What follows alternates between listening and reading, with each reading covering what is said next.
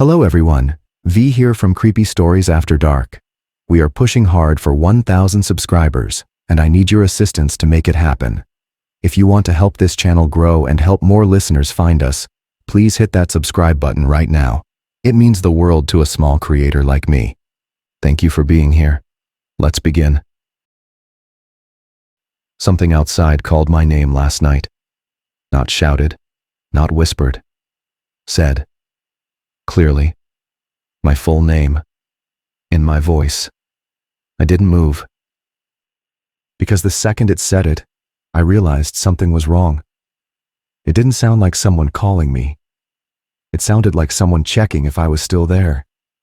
I sat in the chair in the middle of the observation room and stared at the wall opposite the window, and I waited for the feeling in my chest to go away. It didn't. It hasn't.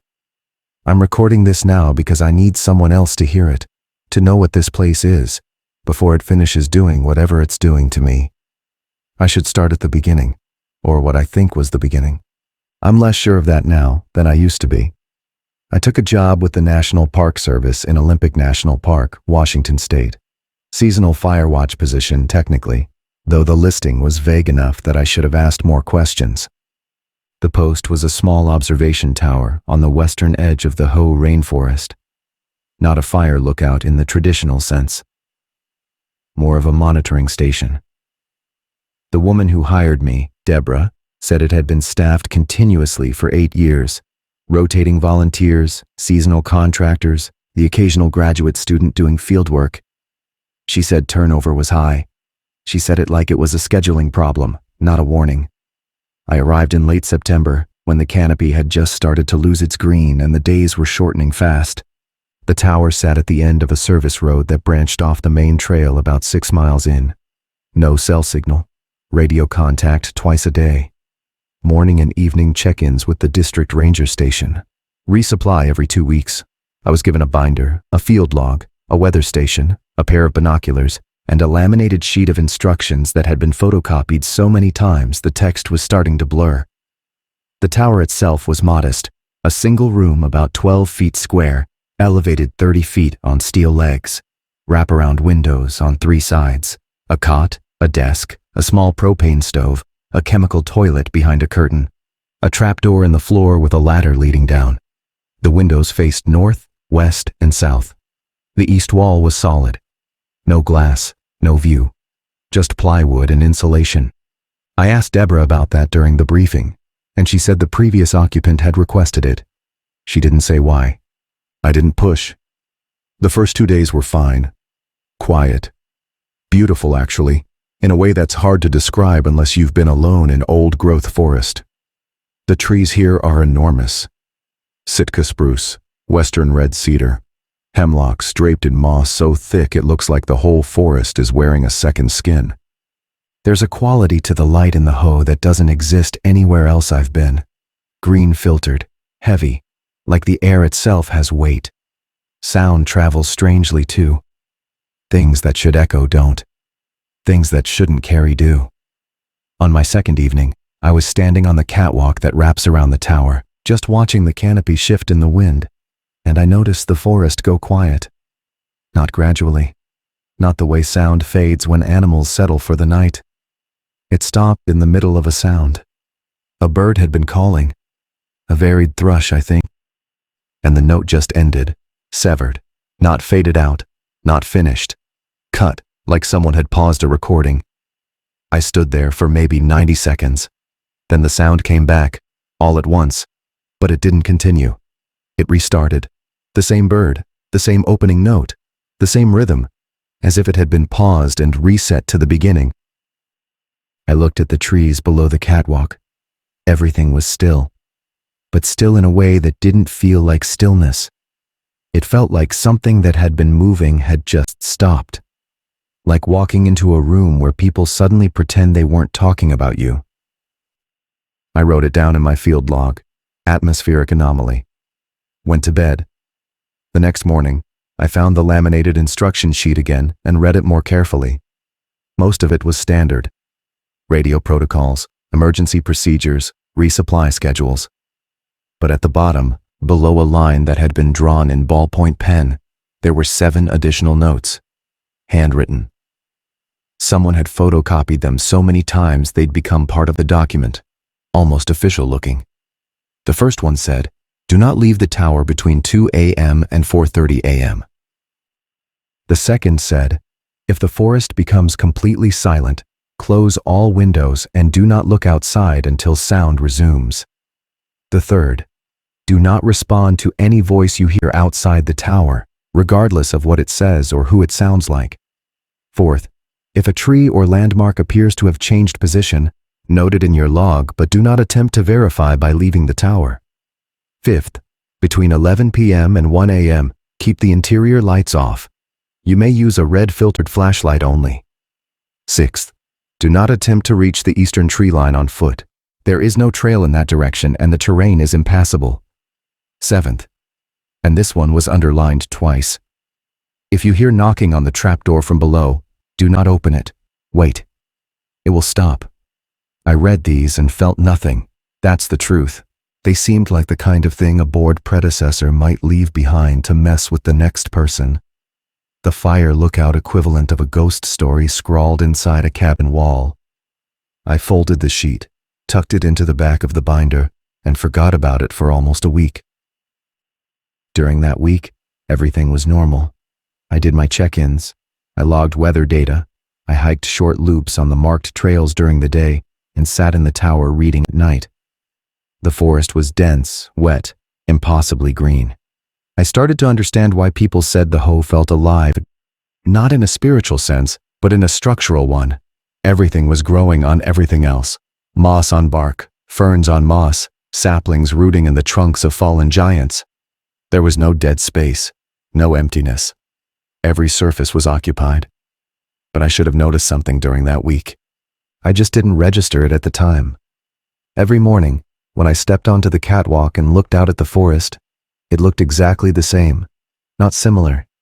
The same. Branches in the same position, leaves unmoved. The same bent fern to the northwest, angled in the same direction, at the same degree. Even when there had been wind the night before, even after rain, it wasn't resetting. It was resuming. The strange part wasn't that it looked the same. It was that I couldn't remember it ever looking different. Like the forest had been paused while I slept, and someone pressed play the moment I opened the door. I told myself it was the isolation, the quiet, the way the brain fills silence with pattern. On day 9, I noticed something that I almost didn't notice. That's the only way I can describe it. It was the kind of observation that sits at the edge of awareness, the kind your brain tries to file away without processing. There was a cluster of 3 large spruces to the northwest of the tower. I'd been looking at them every day. They formed a rough triangle, 2 close together on the left, 1 offset to the right. I'd used them as a visual reference point when scanning the canopy. On day 9, the triangle looked different. The offset tree seemed closer to the pair, not dramatically, maybe 15 or 20 feet, but enough that the shape had changed from a wide triangle to something more like an isosceles. I checked my field log. I hadn't sketched their positions, but I'd noted the cluster as a landmark on day 3. I looked again. The gap was definitely narrower. Then I stopped, because I realized something I hadn't noticed the first time. The tree hadn't just moved closer. The space behind it was smaller. Not hidden, not blocked by another tree. Smaller, like the distance itself had been reduced. The trees beyond the cluster, the ones further out, they should have been visible in the gap created by the offset tree's original position. They were still there, but they were closer together, compressed, as if someone had taken the background and squeezed it to fill the space the tree had vacated. I had the sudden urge to look away, not from fear, from instinct. Like if I didn't, something would happen while I was still watching, and whatever was doing this was not meant to be seen mid-process. I told myself it was a parallax issue. I'd been looking from a slightly different angle, or the light was different, or the moss had shifted my perception. All reasonable explanations. All probably true. I blinked, looked away, looked back. Nothing changed. But something felt wrong in a way I couldn't explain. Like if I kept looking long enough, something would move. Not after I looked away. While I was watching. Like the forest was holding still because it knew I was looking, and if I stared just a few seconds longer, it would forget to hold. But something about it wouldn't let go. Not fear. Just a small, quiet friction, like a word on the tip of your tongue that won't come.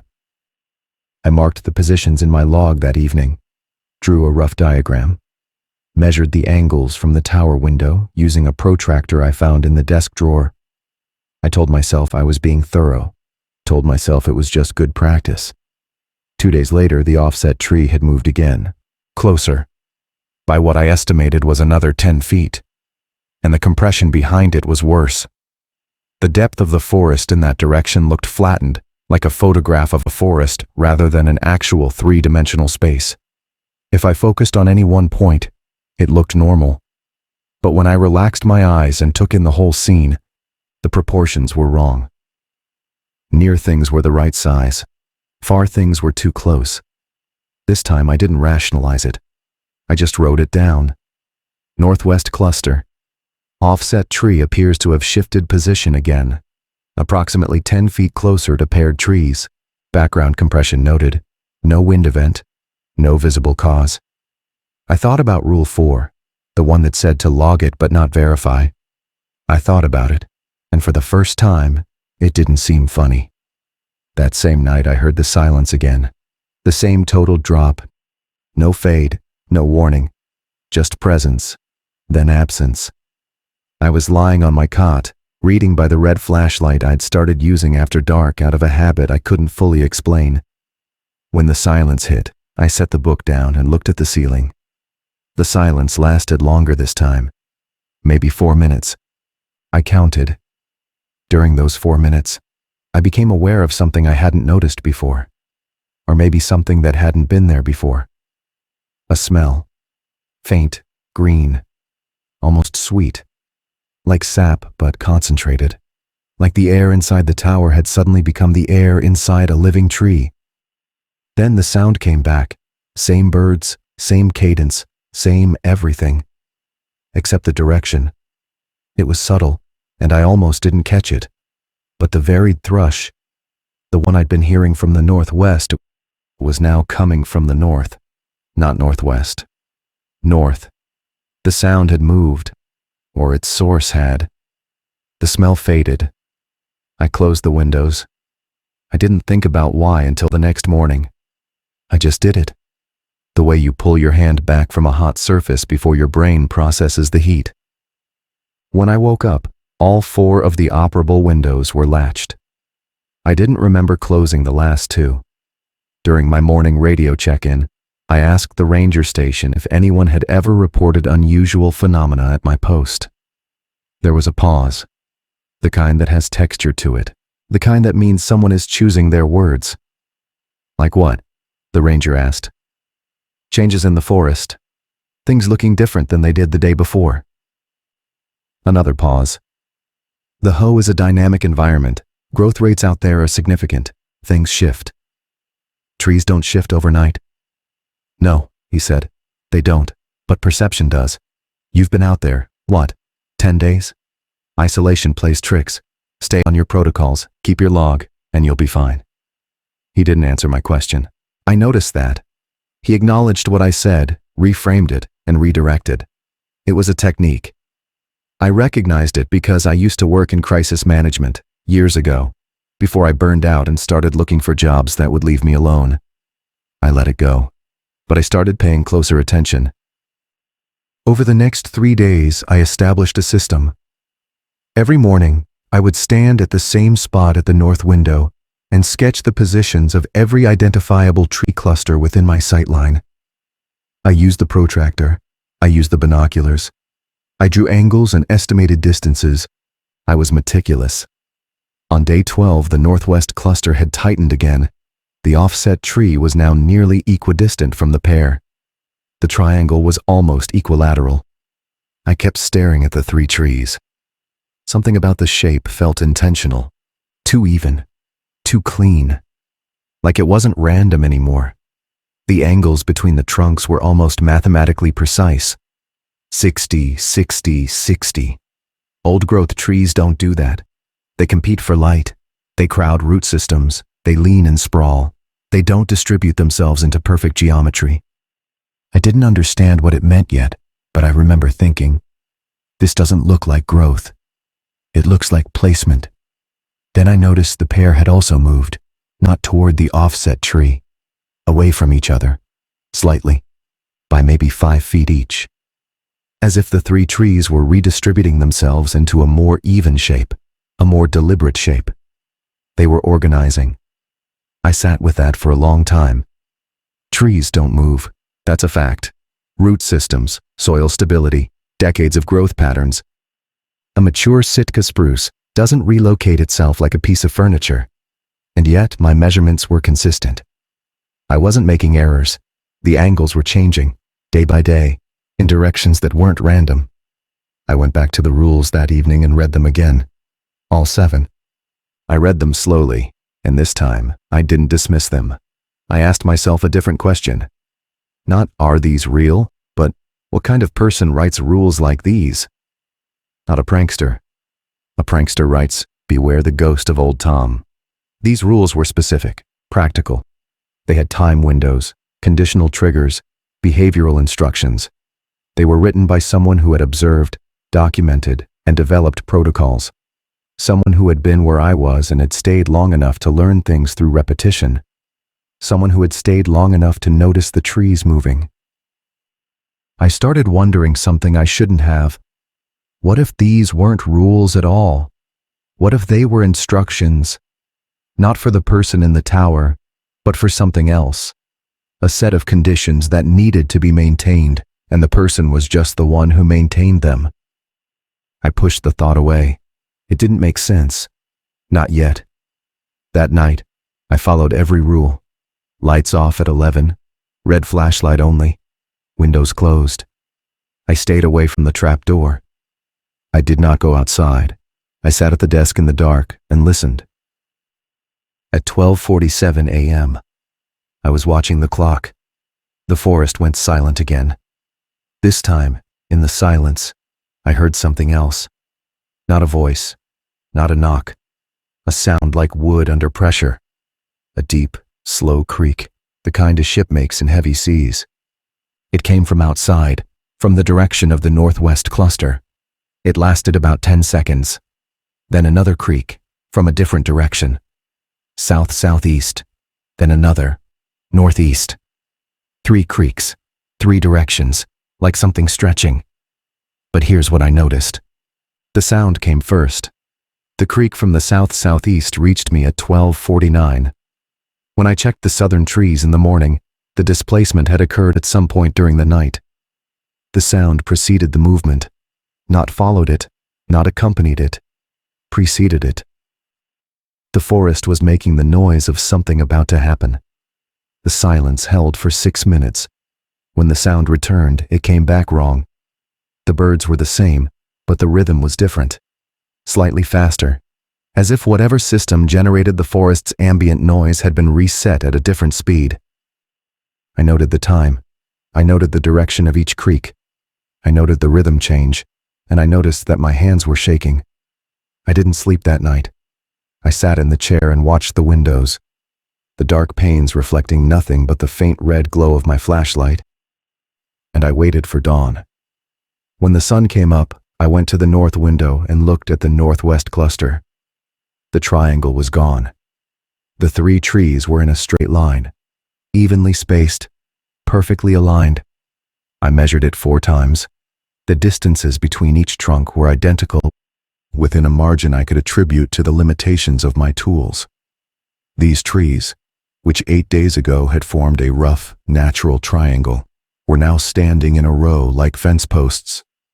I felt something shift inside me then. Not fear exactly, something colder. The recognition that I was observing something that shouldn't be possible, and that my observation of it was not going to make it stop. The forest didn't care that I was watching. It wasn't trying to hide. It was just doing something the way weather does something, the way erosion does something. Slowly, inevitably, without regard for who notices. I radioed the ranger station during the morning check-in and reported tree displacement in the northwest sector. The ranger, a different voice this time, younger, said he'd log it. He asked if I needed anything. I said no.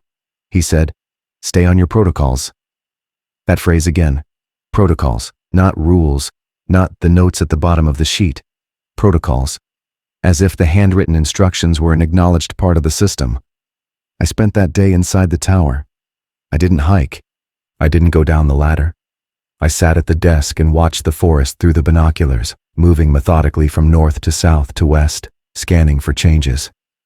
At 2:14 p.m., I found one. A Douglas fir to the south.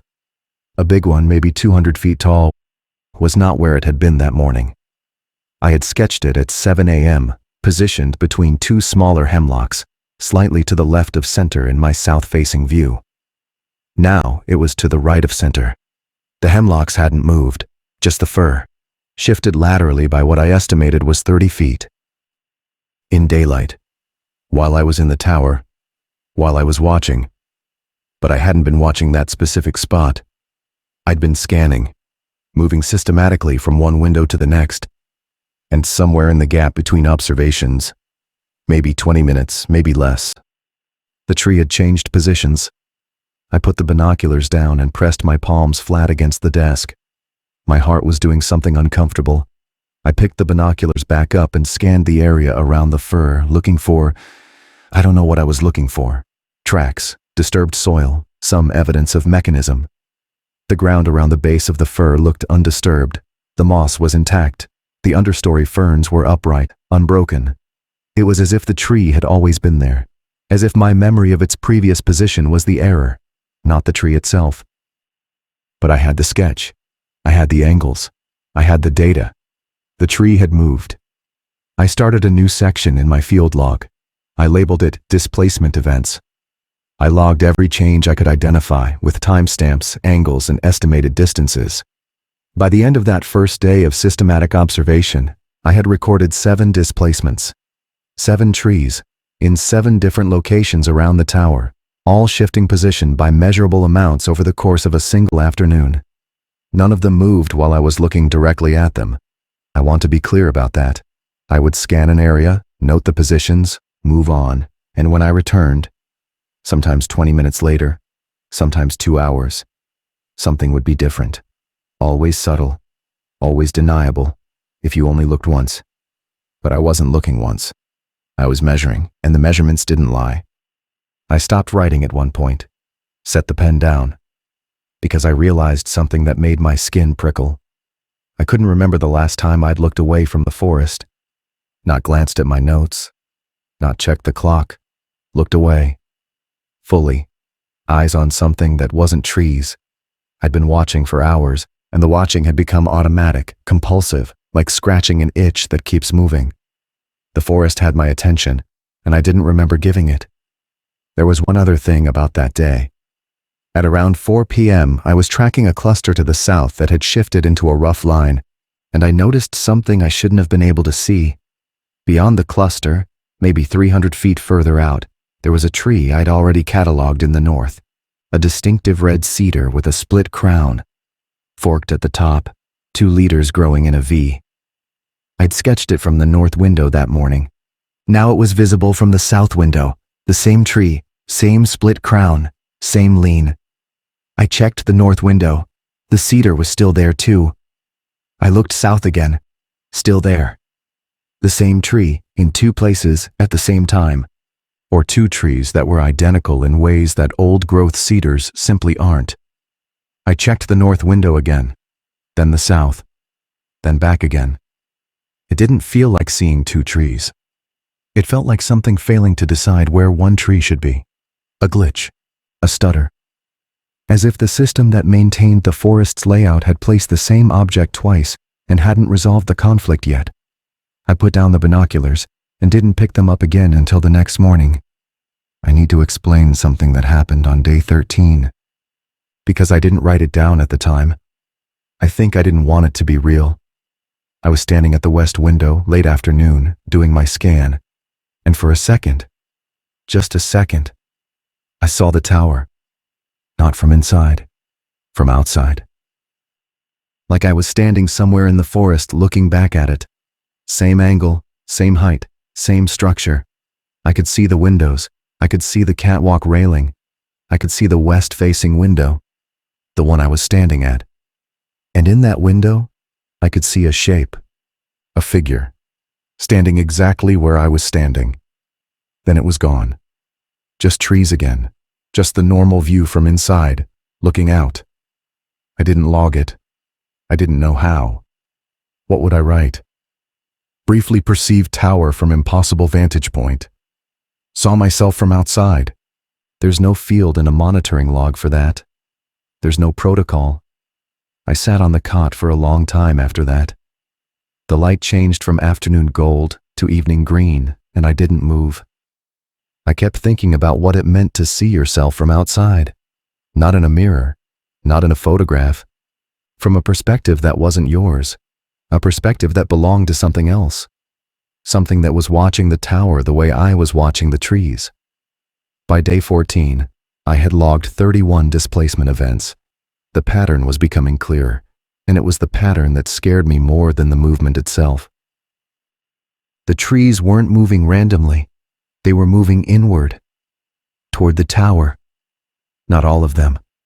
Not the ones directly adjacent. The trees within 50 feet of the base hadn't changed at all.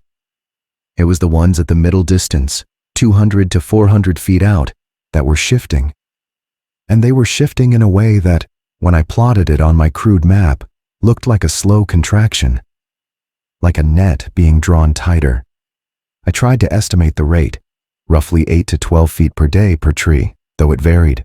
Some days certain trees didn't move at all. Other days a tree would jump 30 feet in a single displacement. There was no consistency in the timing, but the direction was always the same. Closer. I was beginning to understand why the east wall had no windows. On day 15, I broke Rule 6. I walked east. I know I shouldn't have. I knew it then too. But I needed to see. I needed to understand why that direction was off limits, what was there, or wasn't there, that the rules wanted me to avoid. I climbed down the ladder at noon, when the sun was as high as it would get, and I walked due east from the base of the tower. I counted my steps. The forest was dense, the understory thick with sword ferns and fallen logs, but it wasn't impassable. That was a lie. The rules said the terrain was impassable, and it wasn't. I walked for about 20 minutes, covering what I estimated was a quarter mile. And then I stopped. Not because the terrain changed. Not because I hit a cliff or a river or an impenetrable thicket. I stopped because I recognized the tree in front of me. It was the Douglas fir. The one from the south window. The big one that had shifted laterally. I recognized the scar on its trunk. A lightning strike, old and healed over, that left a vertical seam in the bark about 10 feet up. Distinctive. Unmistakable. I had walked east from the tower for a quarter mile and arrived at a tree that should have been to the south, at least 300 feet in the opposite direction. I turned around. The tower was behind me, visible through the canopy, exactly where it should be. I could see the south-facing windows. The sun was in the right place. My compass said I was east of the tower. Everything about my position made sense. Except the tree. But there was something else. Something worse. While I was standing there, looking at the fir, I felt the distance behind me change. I didn't see it. I didn't hear it. I felt it. The space between me and the tower. The quarter mile I'd just walked, it felt shorter. Compressed. As if the forest had taken a breath in and pulled everything closer together while my back was turned. I walked back. It took 7 minutes. It should have taken 20. I checked my watch again. The time was right, 7 minutes. But it didn't feel like I had walked back. It felt like the forest had moved me. Like the distance between me and the tower had simply been removed, and my legs had gone through the motions of walking across ground that was no longer there. I climbed the ladder. I went to the south window and looked for the fir. It was there. Right where I'd last logged it.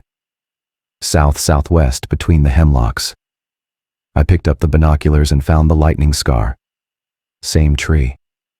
Same scar. Either I had encountered a second tree with an identical scar. Possible, not likely. Or the same tree existed in two places at once. Or my walk east had not actually taken me east. Or my perception of direction, despite the compass, despite the sun, despite every reference point available to me, was wrong. I sat down. I opened the binder and found the instruction sheet and read Rule 6 again. Do not attempt to reach the eastern tree line on foot. There is no trail in that direction and the terrain is impassable. The terrain was perfectly passable. The rule wasn't warning me about the terrain. It was warning me about what happens to space in that direction. I didn't leave the tower again for 3 days. During those 3 days, I kept my observations going. The displacements continued. But something had changed in the pattern. It took me a day to identify it. The trees weren't just moving closer to the tower anymore. Some of them were moving closer to each other, forming clusters, groupings that looked, if I let myself see it, almost structured.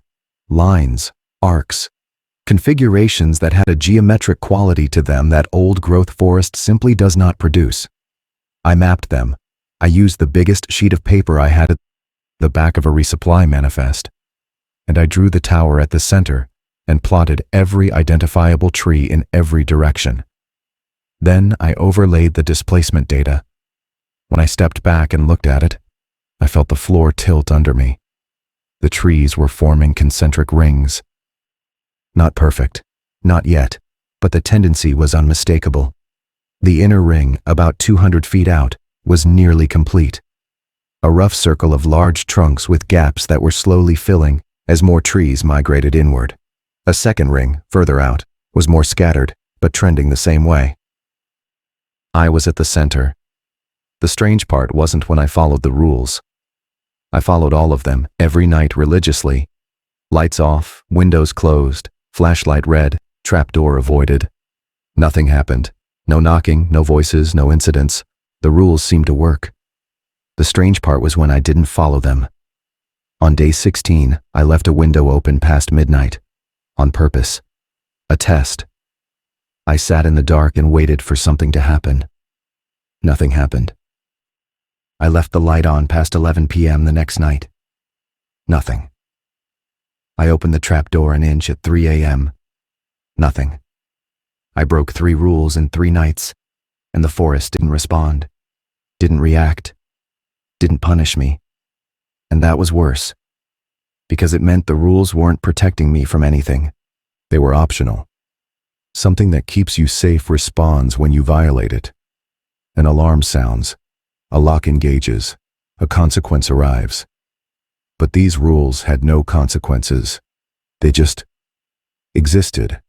Directives with no enforcement, which meant they weren't designed to protect me. They were designed to manage me. That evening, during the silent period, which had become a nightly event, always between midnight and 1 a.m., I heard the creaking again, but this time, it came from everywhere. Not 3 directions, all directions. A continuous low groaning sound, like the entire forest was under torsion. It lasted 11 minutes. I counted every second. When the sound returned, the rhythm had changed again, slower this time, heavier, and there was a new element. A low, irregular thumping, like something striking the ground at distant, uneven intervals. I'd never heard it before. It sounded like footsteps, but enormous and wrong in a way I couldn't articulate. The spacing between thuds was too consistent to be natural, but too irregular to be mechanical. I logged it all. Times, durations, directions, variations. I was building a data set. It was the only thing keeping me functional. The act of observing, recording, analyzing. As long as I was gathering data, I was a researcher, not a victim. As long as the clipboard was in my hands, I was still in control. On day 18, I noticed the distance had changed. Not the trees this time. The distance between the tower and the service road. I could see the road from the west window. Or I used to be able to. It was a thin line of gravel cutting through the trees, maybe half a mile out. I'd estimated the distance on my first day using the binoculars and the scale of the trees along it. On day 18, I couldn't find it. I spent 40 minutes scanning the western view with binoculars. The road was gone, not obscured. Gone. The trees extended unbroken in every direction I could see, with no gap, no clearing, no sign that a road had ever existed. But it wasn't just the road. The depth was wrong. The western view used to extend for what I estimated was a mile and a half before the terrain rose and the canopy blurred into a green wall. Now the visible distance was maybe a quarter of that, not because anything blocked it, because there was less distance. The forest was closer. The horizon had contracted. It was the same compression I'd noticed behind the offset tree on day 9, but now it was everywhere. The world around the tower was shrinking, not the trees moving closer. The space between them getting smaller. The distinction matters, even if the result looks the same, because one is an object in motion. The other is geometry failing. I radioed the ranger station. I can't see the service road from the tower anymore. Silence. Then, what do you mean? The road. The gravel road that connects the tower to the main trail. I can see it from the west window. Or I could. Now I can't. A long pause. The canopy is thick out there. Could be a sightline issue. The canopy hasn't changed. The space has. Another pause. Longer this time. Stay on your protocols. Resupply is in 4 days. We'll check the road condition from this end. Send someone, I said. Please. We'll check the road condition, he repeated. And then the line went to static. I tried calling back. Nothing. Not dead air. Static. The kind that means the signal is being disrupted, not that the radio is broken. I checked the batteries. I checked the antenna. Everything was functional. The signal just wasn't getting through. I tried again at the evening check-in. Same static. I tried again at midnight. Nothing. I was alone. It was during that first night without radio contact that I heard my name again. I was sitting at the desk in the dark. No flashlight this time, just the faint ambient light from the windows. And it came from the northwest. My name. Spoken in my voice. Calm, measured, conversational, like someone introducing themselves. I didn't move. Rule 3. Do not respond to any voice you hear outside the tower, regardless of what it says or who it sounds like. But here's what the rule doesn't tell you. It doesn't tell you what to do when the voice is accurate. Not a rough imitation. Not an approximation. Accurate. The vowels, the cadence, the slight way I drop the second syllable of my last name, and all of it, precise.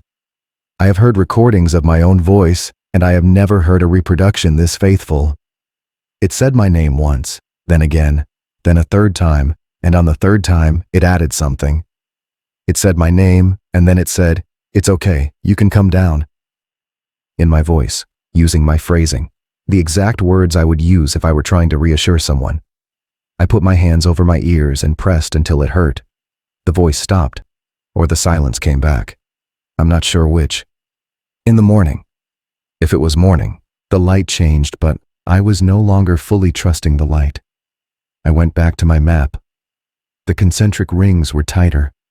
I measured from the window. The inner ring of trees was now approximately 150 feet from the tower. Yesterday it had been 250 feet of closure overnight. The rate was increasing. I also noticed something new. A gap in the inner ring, on the east side, right where the east wall was. The wall with no windows. There was a break in the pattern, an opening in the ring, and beyond it, through the binoculars aimed from the south window at an oblique angle, I could see a path. Not a trail, not a game track. A path. Clear, deliberate, wide enough for a person to walk comfortably. It led east, straight as a hallway, disappearing into the deeper forest. It had not been there yesterday. I checked Rule 6 again. Do not attempt to reach the eastern tree line on foot. But the rule didn't mention a path. The rule said the terrain was impassable. Now there was a path. Neat, obvious, inviting. I thought about what I'd found when I walked east before. The displaced tree, the spatial disorientation, the compass saying one thing while reality said another. The path could be the same kind of trick, or it could be real, or real might not mean what I thought it meant anymore. I didn't take the path, but I didn't look away from it either. Over the next 2 days, the changes accelerated. I stopped trying to log individual displacements because there were too many. The forest was rearranging itself in real time. Not while I watched, never while I watched, but in the gaps. Every time I looked away and looked back, something was different. A tree had shifted, a gap had closed, a branch had rotated. The concentric rings were nearly complete now. The inner ring was 100 feet out, maybe less. The trees forming it were large, old, densely packed. The gaps between them were narrowing. The canopy above the ring had thickened, too. The branches interlocking in ways that reduced the light reaching the tower. Each morning was dimmer than the last. I also noticed that the sounds were changing. The ambient noise, the birds, the insects, had developed a regularity that bothered me. I started timing it. At first, I thought it was repetition. Then I started counting. The same bird call recurred every 97 seconds. The same insect buzz cycled every 43 seconds. The same branch creak repeated every 212 seconds. Not approximately. Exactly. I timed them with my watch over and over, and the intervals were precise to within a second. Then I made a mistake, or I thought I did. I counted one cycle of the bird call wrong. Reset. Counted again. Same result. Then I counted a third time, carefully, watching the second hand. 96 seconds. Not 97, 96. I timed the insect buzz. 42 seconds, not 43. The branch creak. 210, not 212. It wasn't my counting that was off. The timing had changed. By 1 second, just one, each cycle, slightly shorter, barely perceptible. But now I couldn't stop counting, and over the next hour, the intervals contracted again. 95, 41, 208. The loops were tightening. The forest's simulation of itself was speeding up, cycle by cycle, like a record player gradually increasing in RPM. The forest wasn't producing sound. It was playing it. A loop, a recording, a simulation of an environment that had stopped being real and was now being performed. And the performance was accelerating. I stopped writing and just listened, waiting for the next bird call. I knew when it should happen. I knew the interval down to the second. I counted. 3, 2, 1. Nothing. I held my breath. The second hand on my watch kept moving. 1 second late, 2 seconds late. Then it came. Late. By 3 full seconds. And when it did, it sounded different. Not the pitch, not the volume, the confidence. Like a recording that had been played so many times the tape was stretching. I stopped counting after a while, because I realized something worse. The timing wasn't drifting randomly, it was correcting itself. Some cycles got shorter, others got longer. But the average stayed consistent, as if the system knew the target and was adjusting around it. Hunting for precision. Learning. On day 20, I ran an experiment. At 3:15 p.m. during what should have been peak ambient activity, I clapped my hands once, loudly. The sound echoed off the windows and died. The forest went silent. Not the gradual silence of startled animals, the instant silence, the mute button silence. Every sound stopped simultaneously. It stayed silent for 38 seconds. Then the loop resumed. Same birds, same timing, same intervals. But now starting from a different point in the cycle, as if the system had been reset. I had interrupted it, and it had restarted. But the new intervals were faster than where the old ones had left off, as if the interruption hadn't paused the acceleration. It had skipped it ahead. I sat down and stared at my field log and realized that I didn't know what I was documenting anymore. This wasn't displacement. This wasn't even movement in any physical sense I could comprehend. What I was witnessing was a restructuring of space, of sound, of perception, of everything that constituted the forest as an environment. Something was rebuilding the world around me, piece by piece, carefully. And the rules that I'd dismissed, the rules I'd followed out of cautious habit, the rules that had become my only structure, the rules were part of it. This realization came slowly, then all at once. I was rereading them for maybe the 50th time, and I noticed something I hadn't before. The rules weren't protective. They were directive. They didn't tell me how to stay safe. They told me how to behave. Don't leave the tower after 2 a.m. Why? Not because something dangerous was outside, because something needed me to stay inside, needed me stationary, needed me in a fixed position so that the rearrangement could happen around a stable center point. Keep the lights off between 11 p.m. and 1 a.m. Not because the light attracted something. Because darkness ensured I couldn't see the changes as they happened. The rules were managing my perception, keeping me blind during the critical hours. If the forest goes silent, close the windows and don't look outside. Because the silence was the sound of the system pausing, reconfiguring. And if I looked during the reconfiguration, I might see the mechanism, the seams, the process. Do not respond to voices outside, not because the voices were dangerous, because responding would mean engaging with whatever was out there. An engagement might break the pattern, might disrupt the sequence. The rules wanted me passive, compliant, predictable. Note displacements in your log, but do not verify, because verifying would mean leaving the tower, and leaving the tower would mean encountering the spatial distortion directly, and encountering it directly might mean I wouldn't come back, or wouldn't come back to the same place. And I had followed them, for weeks, perfectly. I had obeyed a set of instructions designed not to protect me, but to make me a stable reference point in a system that was rearranging itself around me. The rules hadn't kept me safe. They'd kept me still. Or worse, the rules weren't written for me at all. They were written for something else. A set of conditions that something needed maintained. And I was just the one following them. The component that reads the instructions and performs the steps without understanding what's being built. And the worst part? I had never questioned them. Not really. I had followed them immediately. Automatically. From the very first night. As if some part of me already knew them. As if the instructions hadn't been new information at all, but a reminder. I looked at the 7th rule. If you hear knocking on the trapdoor, do not open it. Wait, it will stop. What was knocking? What was down there that wanted to come up? Or, and this was the thought that lodged in my throat like a bone.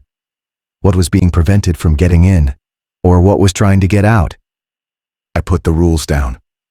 I looked out the north window. The inner ring was less than 100 feet away. I could see individual trunks clearly now without binoculars. Massive moss-covered columns standing shoulder to shoulder. The gaps between them were barely wide enough for a person to slip through. Another day, maybe 2, and they'd be touching. The ring was closing, and I was inside it. I realized something then. Not slowly, not through analysis or measurement. All at once, like a light switching on in a dark room. The forest wasn't closing in. It was finishing something. The movement, the rings, the weeks of patient rearrangement.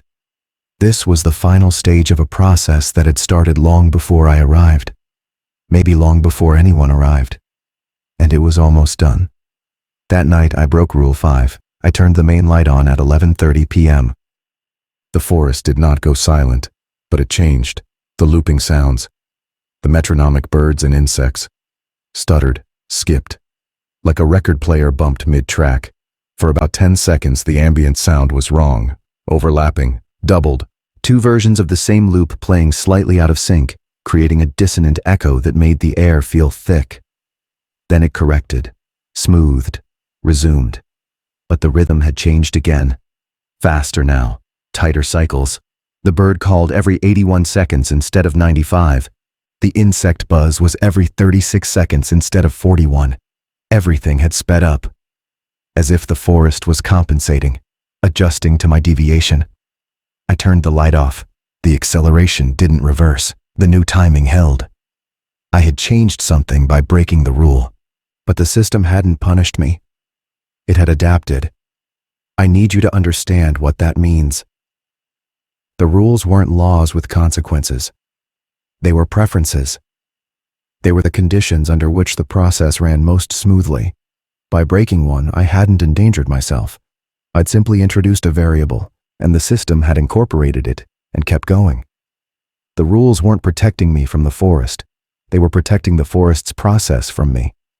I didn't sleep that night. I couldn't. At 2:17 a.m., the knocking started. Not on the trapdoor, on the floor.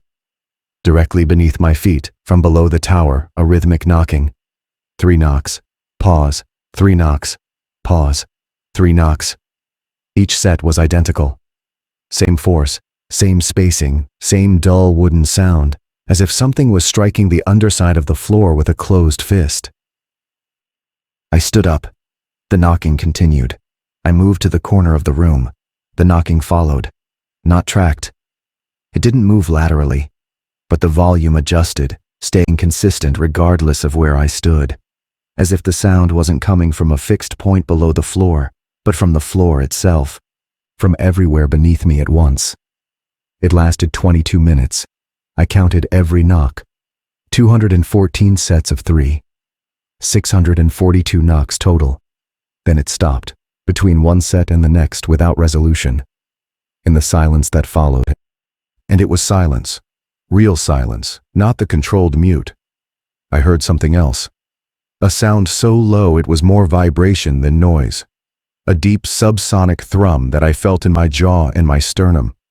It rose and fell in slow waves like breathing, like the earth itself was respiring. I went to the west window and looked out. The inner ring of trees was less than 50 feet from the tower. In the faint moonlight, I could see the trunks clearly. They were massive, solid, motionless. But between them, in the narrow gaps, something was different. The darkness between the trunks was too dark. Not shadow dark, absence dark, as if the space between the trees was not space at all, but a void, a gap in the rendering, an area where whatever was maintaining the illusion of forest hadn't bothered to fill in the details. I looked at that darkness for a long time. And the darkness, I am telling you this as precisely as I can. The darkness looked back, not with eyes, not with any visible organ or feature, but with attention, with presence. The awareness of being perceived by something that has no form but has focus. I have never felt anything like it. It was like standing in a room you thought was empty and realizing, with absolute certainty, that someone is standing behind you. I stepped back from the window. The thrum stopped. By morning, the ring was at 25 feet. I could see the trees from the center of the room without pressing my face to the glass. They loomed. Their crowns were interlocking directly above the tower now, a canopy so dense that the dawn light came through as a thin green wash. The tower, which had been surrounded by open air and diffuse forest light, was now enclosed, walled in by living wood. I checked the east wall. The path was still there. I could just see it from the south window, the narrow gap in the ring, the clear corridor leading away. It was the only opening left. Every other direction was sealed. I looked at the path and understood what was happening with a clarity that was almost calm. The forest wasn't trapping me. It was funneling me. The rings, the closures, the sealed sightlines, the lost road, the failed radio. None of it was random. It was architecture. The forest was building a structure around me, and the structure had one door, one exit, one direction it wanted me to go. East. The direction the rules said not to go. The direction where space didn't work right. The direction of the path that hadn't existed until the forest put it there. Except, I realized something then that I wish I hadn't. The path wasn't appearing. It had always been there. I just hadn't been able to see it. The east wall, the wall with no windows, had made sure of that. Whoever had requested that wall hadn't been blocking something out. They'd been preventing themselves from seeing where the forest wanted them to go. Because once you see it, once you know it's there, the question stops being whether to take it and starts being when. Everything the system had done, every displacement, every silence, every looped sound, every knocking sequence, had been pressure. Gentle, patient, implacable pressure, pushing me toward the one opening left.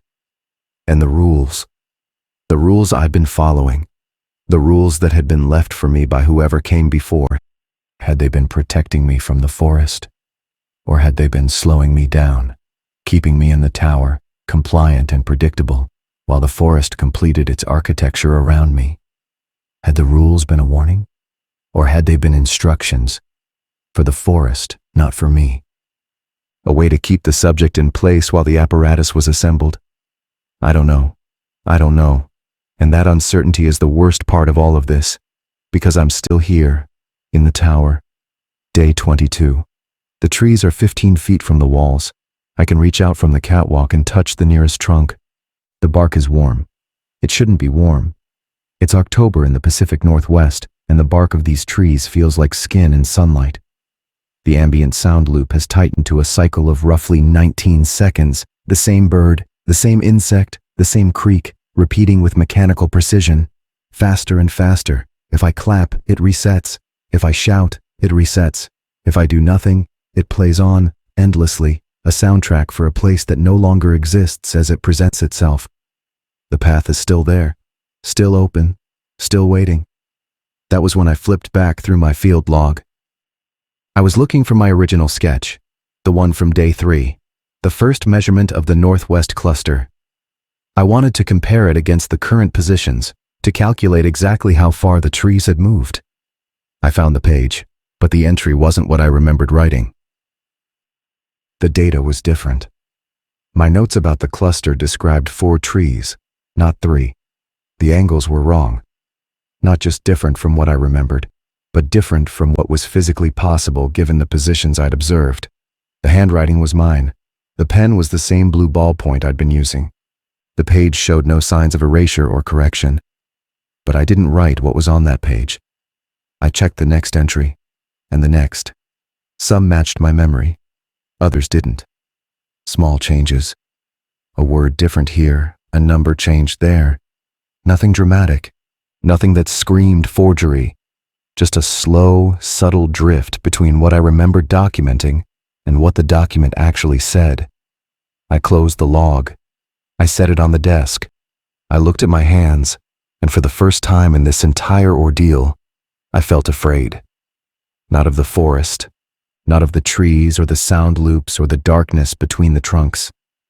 Afraid of myself, of the possibility that I was the variable I couldn't trust, that the system I'd built, the observations, the measurements, the careful record, was corrupted, not by the forest, by me, by a mind that had been inside this process too long to accurately perceive itself. And this possibility was somehow worse, by something that had access to my log when I wasn't watching.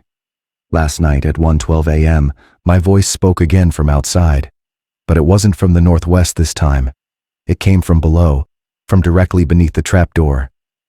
It said my name, but this time it didn't wait. It kept talking, finishing sentences I hadn't said out loud yet, thoughts I was forming, about the path, about the rings, about whether to stay or go.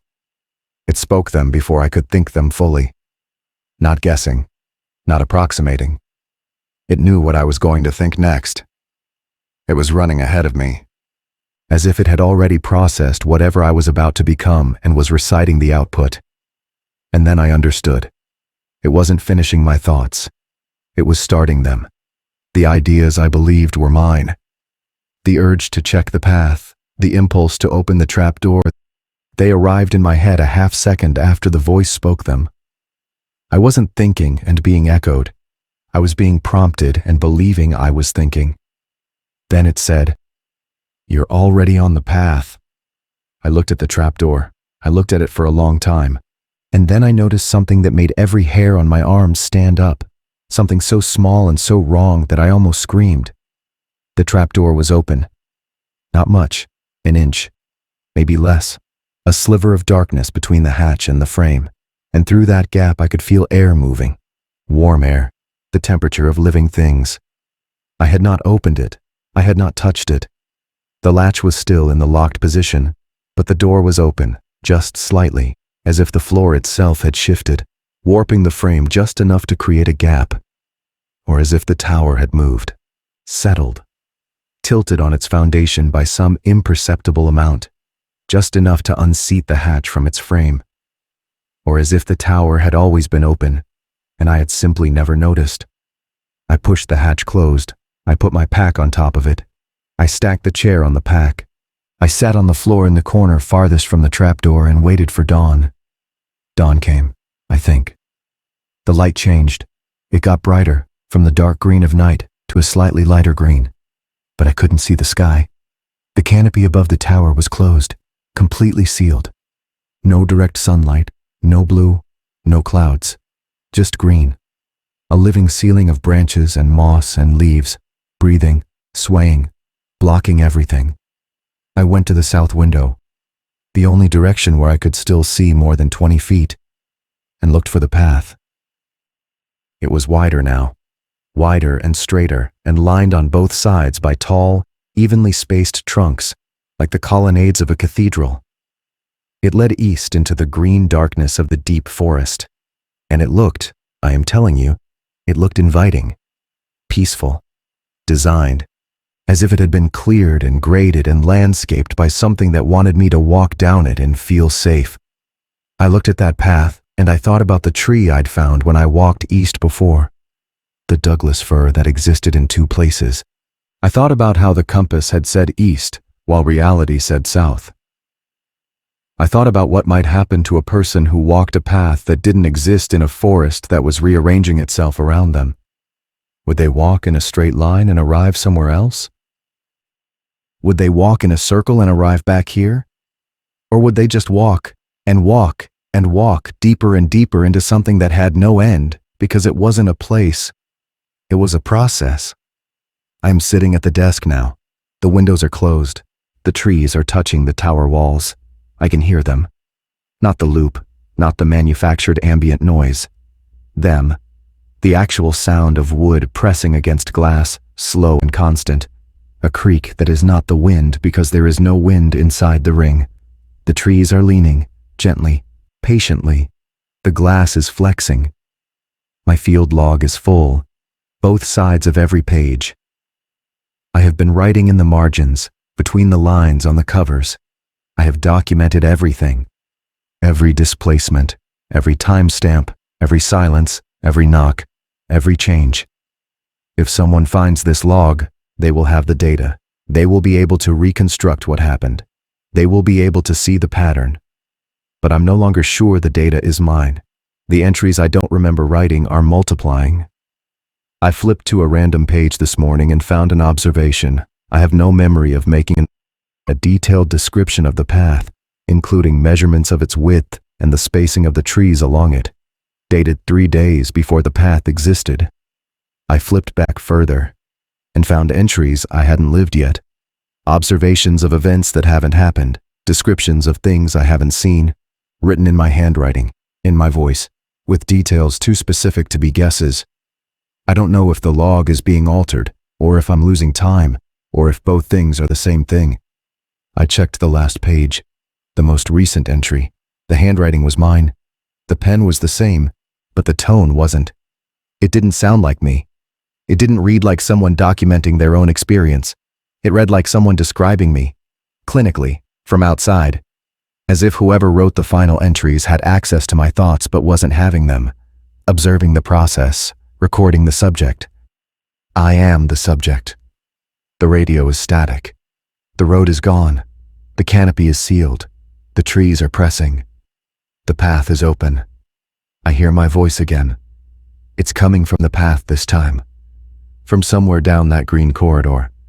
It's saying my name, and it's saying other things too.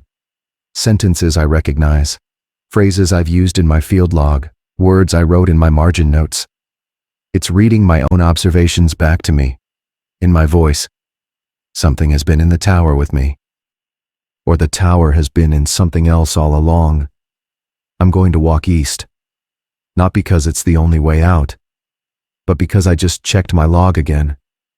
And the first entry, the very first page, dated the day before I arrived, is tomorrow. And it's already written. I don't remember writing it.